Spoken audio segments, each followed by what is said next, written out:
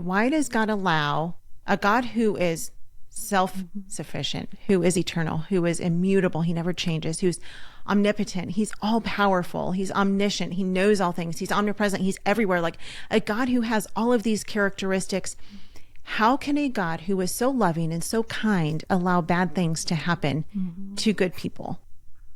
Yeah, it's a really important question to cover with our kids, because we tend not to think about it until we're going through some form of suffering. But then when we do experience suffering, that question becomes very, very real. Or if someone close to us is experiencing intense suffering.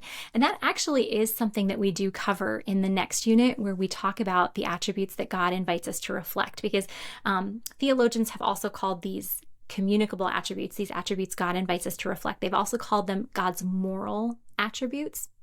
So things that we are called to do. And so we actually talk about this in our lesson on the goodness of God. You know, we talk about goodness means God always acts kindly toward his creation. And we talk about, well, you know, how could that be? How could it be that God always acts kindly toward his creation when we see, you know, people being mean to one another, when we see people getting sick and dying, you know, even when they're not old, you know, when we see things like wars happening, you know, or we experience something like divorce, you know, how is it possible that God is a good God? And so that's where we have to look at the entire biblical narrative, that the world is not right now as God initially designed it to be, that we see in those 7 days of creation. At the end of each of the 6 days when God was creating, he said it was good.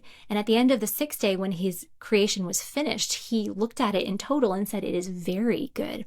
And then we have Genesis chapter 3, where we see Adam and Eve, rather than choosing to love, trust, and obey God, they choose to love, trust, and obey themselves.